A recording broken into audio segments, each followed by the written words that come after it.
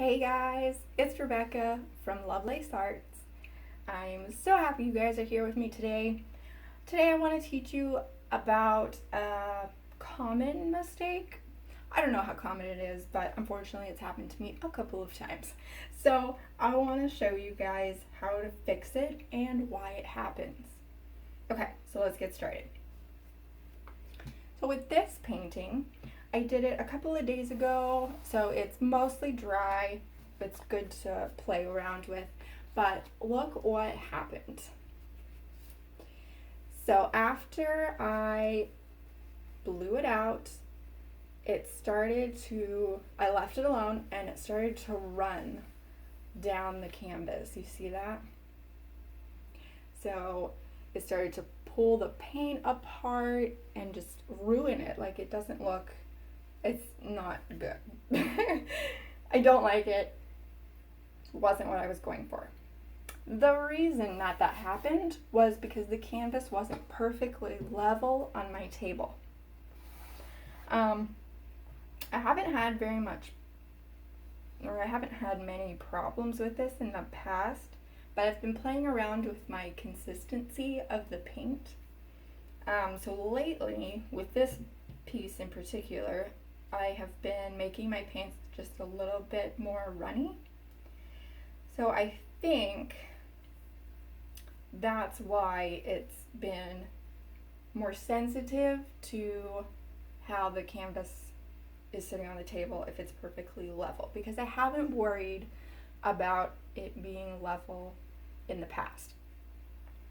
But this has happened to a couple of paintings. Here's another one. You see that? Just completely just running off the canvas after I walked away and left it. So it's like totally ruined now. The good thing about Dutch pour paintings is that you can just pour over it. Your canvas is not lost. If it's a dark color like this black one, I'll do a black and white split. I don't want to pour white on top of this black because that probably would come through. So I'm going to keep it a split. But yeah, you can totally pour over it. It's not ruined. But what I want to point out to you is that you have to make sure it's perfectly level.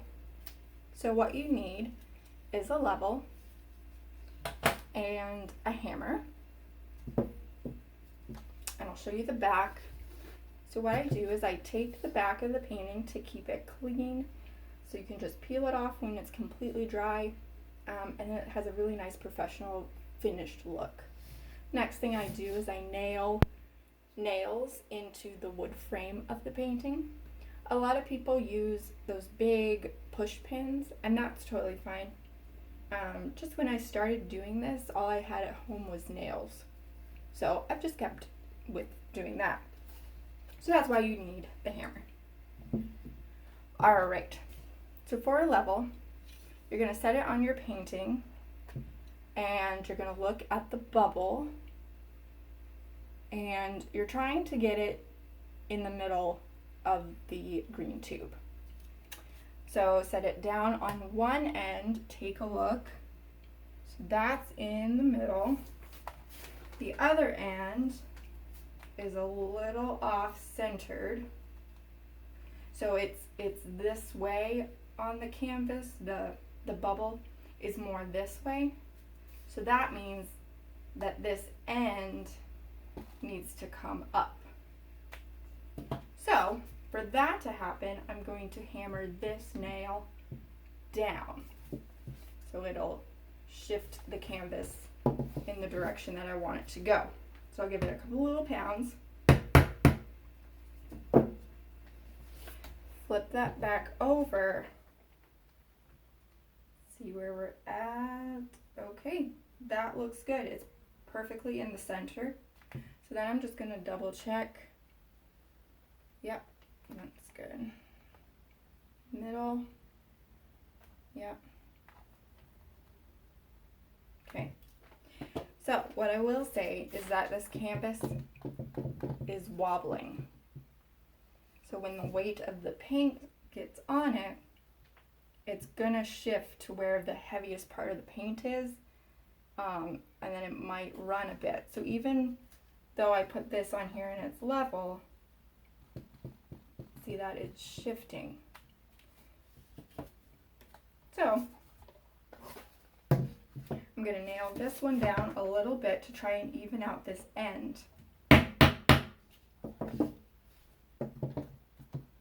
Okay, so that's not wobbling anymore, but let's double check.